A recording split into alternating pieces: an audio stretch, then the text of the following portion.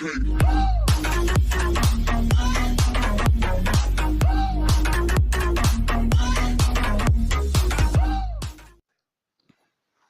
guys, so ang video na po to is about yung blue analog sa Mobile Legends. So,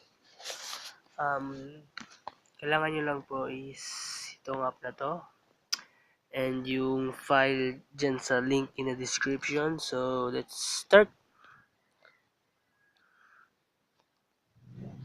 Okay. So, hanapin nyo lang po yung file na dinownload nyo. Wait. Punta muna kayo sa Android, data, Mobile Legend, files, Dragon, assets, UI, Android.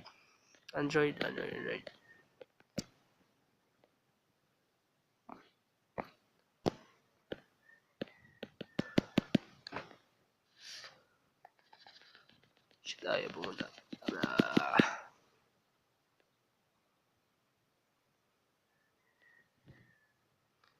Yan. Tapos, hanapin nyo po yung sana yung background. Atlas, background. Sana yun. Ito po. Copy nyo. Backup nyo yan. Kahit saan nyo po i-copy, pwede yan. So, dito.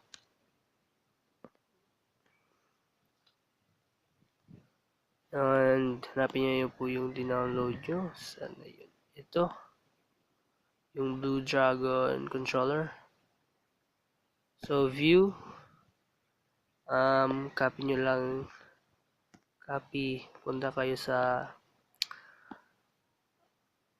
Android, data, Mobile Legend, files, Dragon, assets, UI, Android.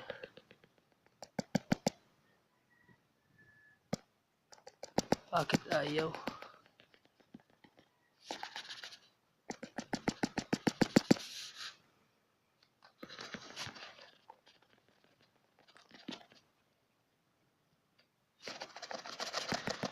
Bakit ayaw?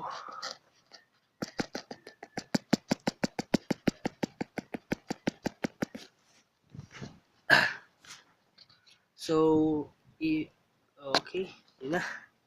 Antayin nyo lang pala. So, copy nyo na. Apply all files. Replace. Click nyo replace. Done. Successfully. So, open nyo na yung ML.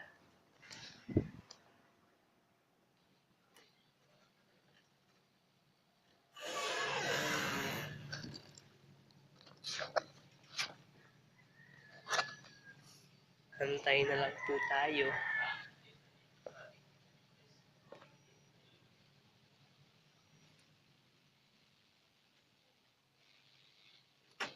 So, post na lang po natin. So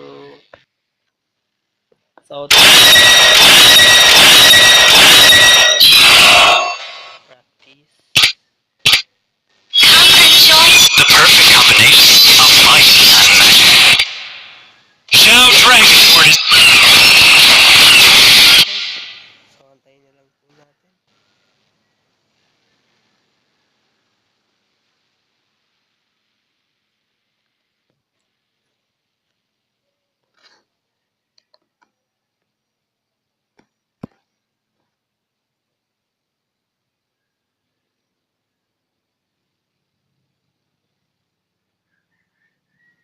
To the hidden blade, all life is... So, guys, ayan na po siya. So, ayan na po yung Blue Dragon controller. So, ito na lang po. Hanggang dito na lang po tayo. So, please subscribe, like, and share these videos para po marami po tayong ma-upload na mga videos. So, peace out.